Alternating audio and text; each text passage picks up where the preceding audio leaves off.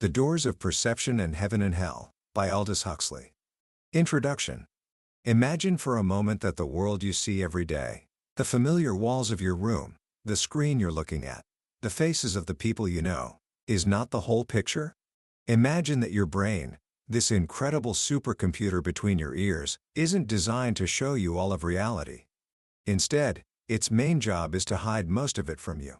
It acts like a filter, a reducing valve, designed for one primary purpose: to keep you alive. It funnels the entire, overwhelming, infinite universe down into a tiny, manageable trickle of information that is useful for your day-to-day survival. Just enough to help you find food, avoid danger, and get along in the world. But what if? What if you could open that valve, just for a little while? What would you see? What would you experience if the doors of your perception were cleansed, and you could see everything as it truly is, infinite? This is the question that haunted one of the most brilliant minds of the 20th century, Aldous Huxley. You may know him as the author of Brave New World, the chilling prophecy of a future where humanity is controlled by pleasure and technology. But Huxley was more than just a novelist. He was a fearless explorer of the human mind. He belonged to a family of intellectual giants. His grandfather was a famous scientist, his brother a world-renowned biologist, and he inherited their relentless curiosity. After charting the future of our outer world, Huxley turned his gaze inward, to the unmapped continents of human consciousness. He was fascinated by the mystics, the visionaries, the artists, people throughout history who claimed to have peeked behind the curtain of ordinary reality. How did they do it? And what did they see there? So, in the spring of 1953, this distinguished English author did something extraordinary. He volunteered to be a guinea pig in a scientific experiment. On a bright May morning, he swallowed 0.4 of a gram of a little-known chemical called mescaline, the active ingredient of the peyote cactus, and sat down to wait. The book that emerged from this experience, The Doors of Perception, and its follow-up, Heaven and Hell, became some of the most influential and controversial works of their time. They landed like a thunderclap, shaping the consciousness of a generation and giving a name to one of the most famous rock bands in history, The Doors. These books weren't just about a drug trip. They were a profound investigation into the nature of reality, the function of the brain, and the hidden potential of the human mind. Today, we are going to journey with Huxley through those doors. We're going to explore what he found on the other side. And by the end of our time together, I promise you, you will never look at a simple flower, a piece of furniture, or even the folds in your own clothes in quite the same way again. You'll be equipped with a new understanding of why we are all, in a sense, living in a self-imposed exile from a much grander reality, and you'll discover the keys that might just unlock your own doors of perception. Book summary. Every one of us, in every moment of our lives, is fundamentally alone. We live together, we talk to one another, we share experiences, but the actual sensations, the feelings, the insights, those are ours and ours alone.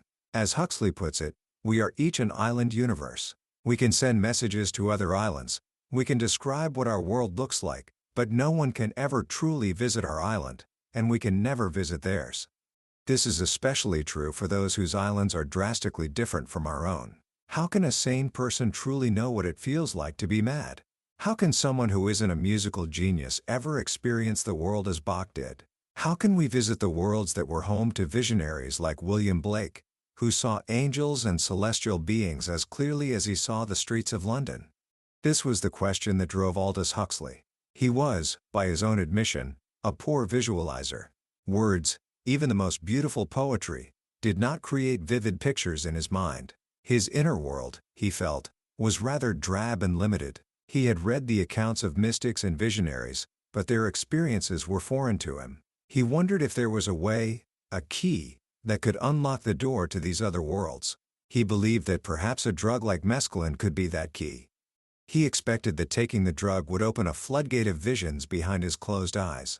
He anticipated seeing fantastic, multicolored geometric patterns, magical buildings, and symbolic dramas playing out in his mind's eye. But that's not what happened. Not at all. An hour and a half after swallowing the pill, Huxley was sitting in his study. The world behind his closed eyes was relatively uninteresting, just a few golden lights and some gray structures. The real revolution wasn't happening inside his mind, but outside, in what he could see with his eyes wide open. His gaze fell upon a small glass vase on his table.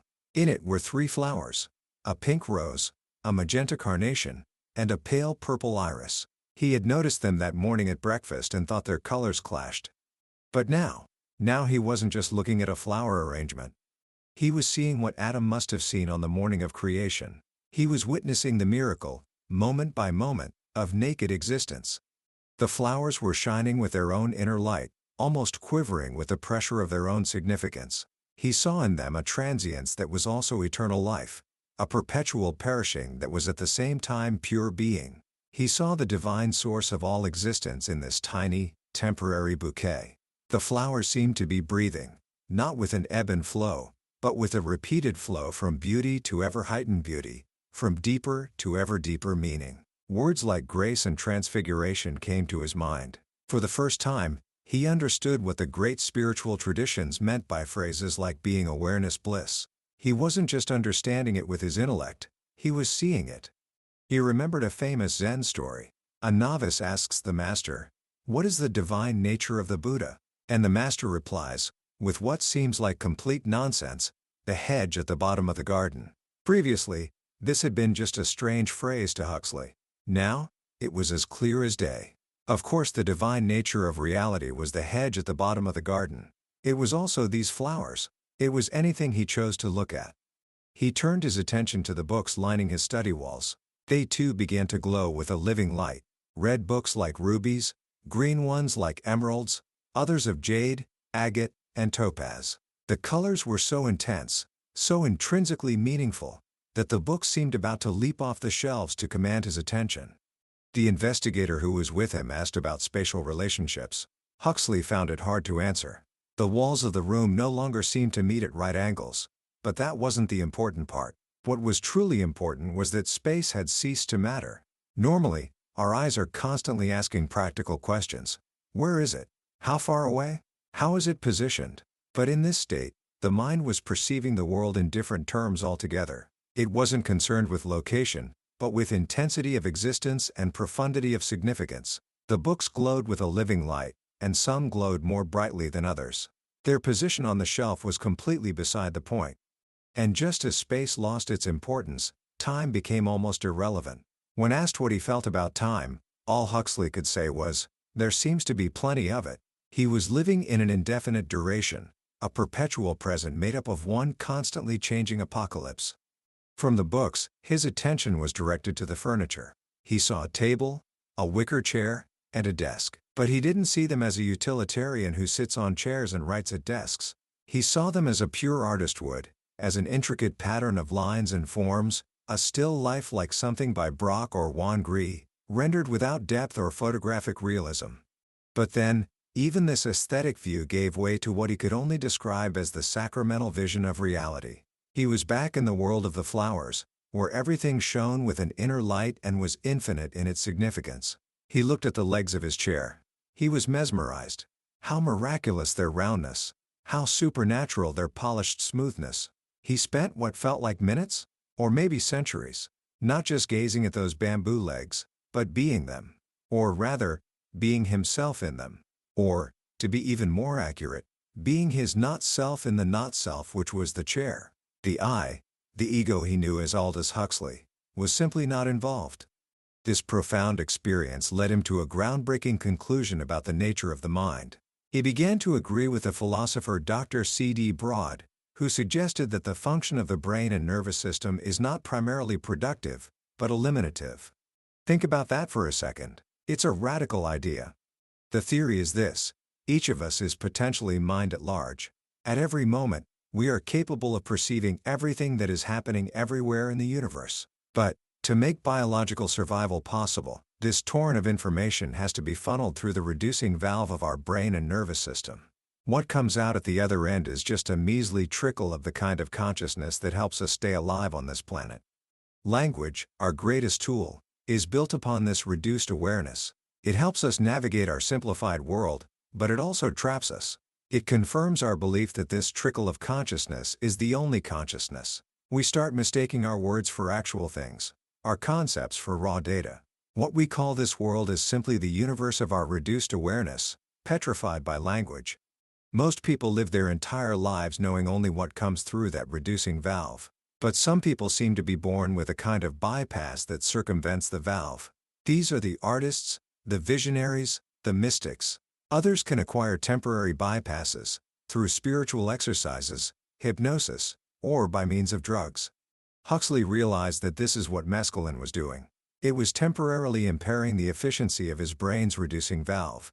How? The drug inhibits certain enzymes, which lowers the amount of sugar available to the brain. When the brain is undernourished in this way, the ego grows weak. It can't be bothered with its usual survival-oriented chores. It loses interest in space and time. And as this happens, mind at large begins to seep past the no longer watertight valve. All kinds of biologically useless, but spiritually profound, things start to happen. Some people discover a world of visionary beauty. Others, like Huxley, are shown the infinite value and glory of naked existence. In the final stage of this egolessness, there is an obscure knowledge that all is in all, that all is actually each. This is as close as a finite mind can come to perceiving everything that is happening everywhere in the universe. This theory explained the incredible heightening of color he was experiencing. Our highly developed color sense is a biological luxury. For survival, we don't need to see the millions of shades we are capable of seeing. Mescaline raises all colors to a higher power, making the user aware of countless fine shades to which they are normally blind. It seems that for mind at large, colors are more important than mass, position, or dimension. Later in the day, when the drug's effects were wearing off, Huxley was taken on a drive, which included a visit to what was called the world's biggest drugstore. There, he found a rack of art books. He picked up a volume on Van Gogh, and it opened to the painting The Chair. Huxley was astounded. The chair Van Gogh had painted was obviously the same, in essence, as the chair he had seen in his study. It was a portrait of the thing in itself. But even Van Gogh's genius was not enough. The painting, however expressive, was just a symbol of the fact. The reality he had experienced was the raw, unmediated suchness. The painting was only an emblem. This led him to a profound insight about art. Art, he thought, is perhaps only for beginners. It's for those who have to be content with the symbol rather than the reality it signifies, with the recipe instead of the actual meal. A person whose mind is transfigured can see the all in every this, making the quality of a religious painting a matter of complete indifference. He then looked down at his own crossed legs. The folds in his gray flannel trousers were a labyrinth of endlessly significant complexity. The texture of the flannel was rich, deep, and mysteriously sumptuous. He realized that artists throughout history have been obsessed with painting drapery for this very reason. When you paint drapery, you are painting non-representational forms. These folds are living hieroglyphs that stand for the unfathomable mystery of pure being. The artist, Huxley proposed, is someone congenitally equipped to see what the rest of us see only under the influence of mescaline. A little bit of the knowledge belonging to mind at large naturally oozes past the reducing valve of their brain and ego, into their consciousness. As he gazed at his trousers, he kept repeating to himself, "This is how one ought to see. This is how things really are." But this blissful state came with a profound and troubling problem. If one always saw the world like this, one would never want to do anything else. Just looking, just being the divine not self of a flower, or a chair, or a piece of flannel, that would be enough. But what about other people? What about human relations?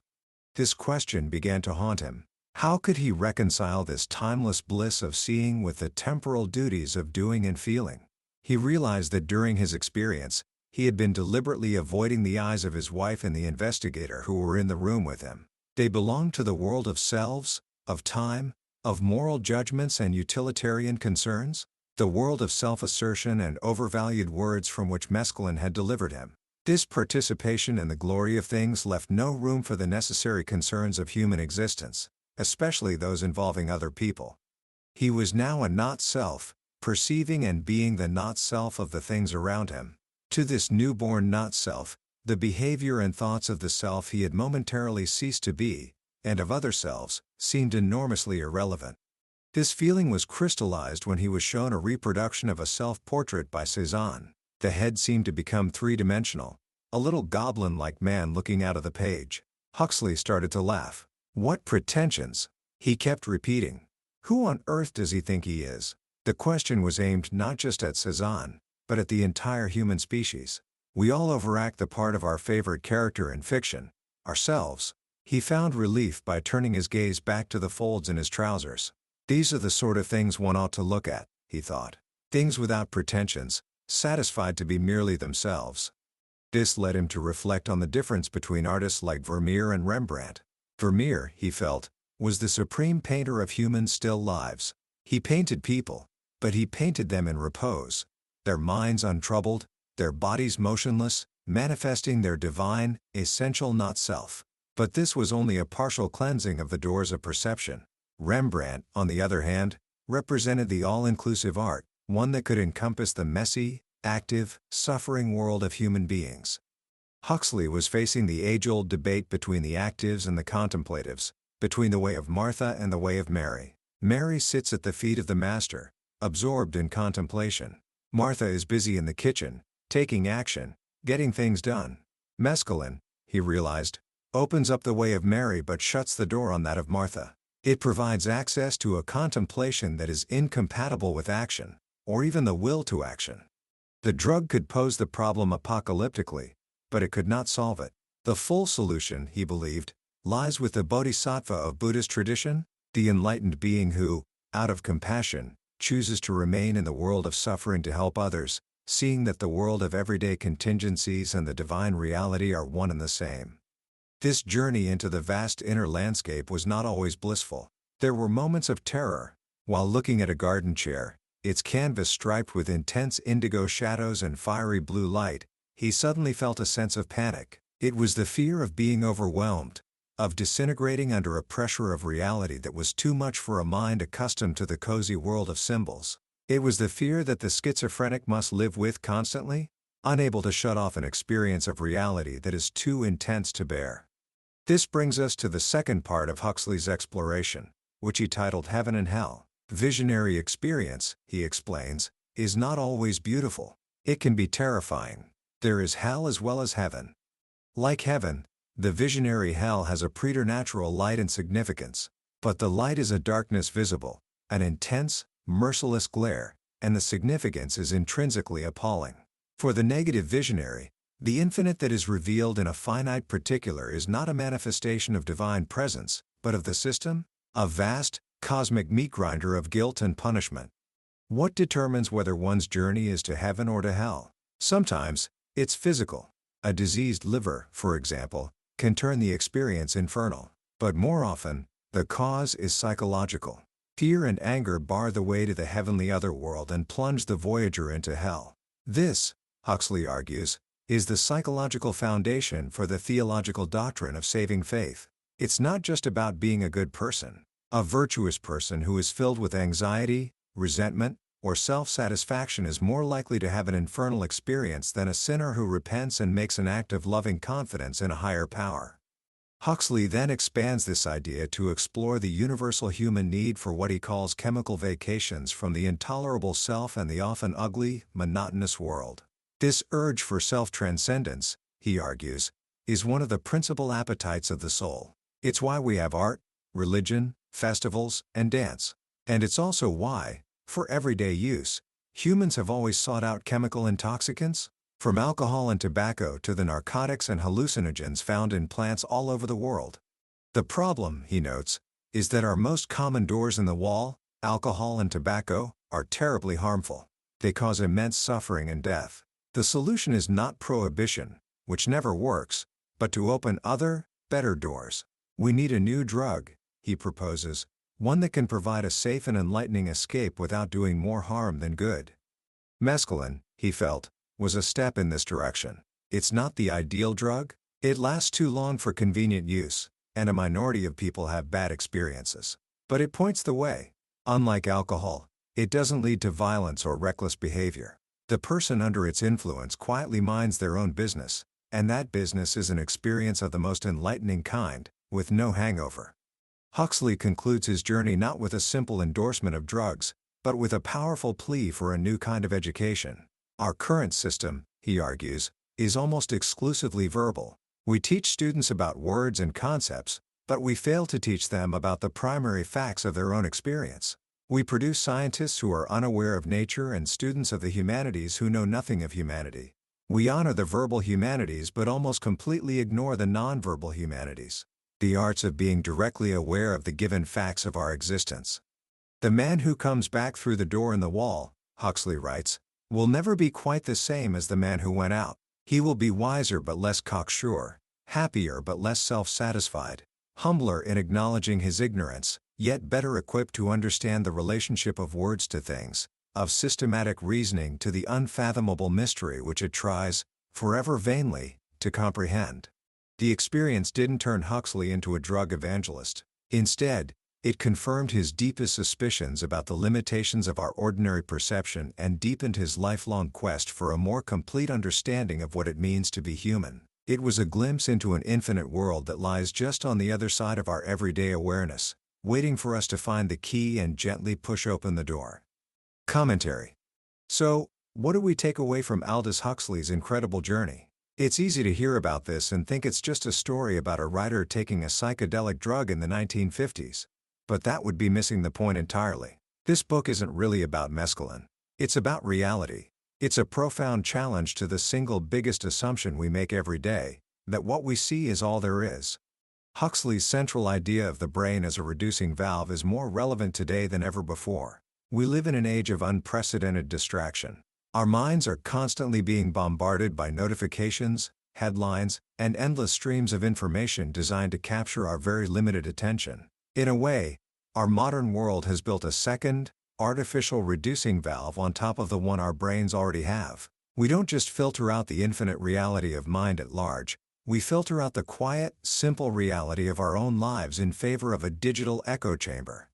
The most powerful lesson from the doors of perception is not that we should all seek out chemical means to alter our consciousness, but that we should cultivate a deeper awareness and appreciation for the miracle of naked existence that is right in front of us. Huxley had to take a drug to truly see a flower for the first time. The question the book leaves us with is, can we learn to see it without the drug? Can we, through our own effort and attention, pry open that reducing valve, even just a little bit, and let more of the world in? This brings us to a few simple, practical actions you can take, inspired by Huxley's journey. First, practice the art of just looking. Once a day, for just 2 or 3 minutes, pick a simple, ordinary object. It could be a leaf on a tree, a crack in the sidewalk, the texture of a wooden table, or even the back of your own hand. Your mission is to look at it without labeling it, without thinking about its purpose or its name. Try to see it as Huxley saw the flowers, as a pure pattern of color, light, and texture. Don't analyze it, just perceive it. Let its isness reveal itself to you. This simple practice can begin to weaken the grip of your verbal, analytical mind and open you up to the nonverbal reality that is always present. Second, actively seek out what Huxley might call vision-inducing art. Pay attention to what truly transports you. Is it a piece of music that makes you forget where you are? Is it a painting with colors so vibrant they seem to glow? Is it a film that shows you the world from a completely new perspective, like a close-up of an insect or a time-lapse of the stars? When you find these things, don't just passively consume them. Engage with them. Ask yourself, why is this moving me? What is it showing me that I don't normally see? This helps train your mind to recognize and appreciate experiences that lie beyond the purely utilitarian. Finally, gently question your own reality. The next time you feel bored, or stressed, or stuck in a routine, take a moment to remember the idea of the reducing valve. Ask yourself, what might my brain be filtering out right now for the sake of efficiency? This isn't about creating paranoia, it's about cultivating wonder. It's a reminder that the world is infinitely more strange, beautiful, and mysterious than our everyday consciousness allows us to believe. It's a way of inviting a little bit of mind at large back into your life. Ultimately, the doors of perception is a powerful reminder that the greatest undiscovered territory is not in outer space, but within our own minds. Huxley's journey shows us that we are all living on a tiny, well-lit island in the middle of a vast and mysterious ocean of consciousness.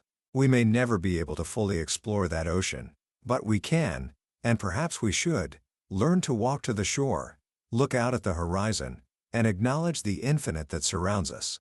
That was a summary of The Doors of Perception and Heaven and Hell by Aldous Huxley. We certainly touched on the core ideas today, but I have to be honest with you. A summary is like looking at a photograph of a magnificent feast. You can see what's on the table, but you can't taste the food. The real magic of this book is in Huxley's own words, in the elegance of his thought and the stunning clarity of his descriptions. This summary is a map, designed to show you if this is a journey worth taking. If anything we've explored today has sparked your curiosity or resonated with you on a deeper level, I truly encourage you to pick up a copy. Reading it isn't just about learning facts. It's an experience that can fundamentally shift the way you perceive the world and your place within it. The link to the book is in the description below.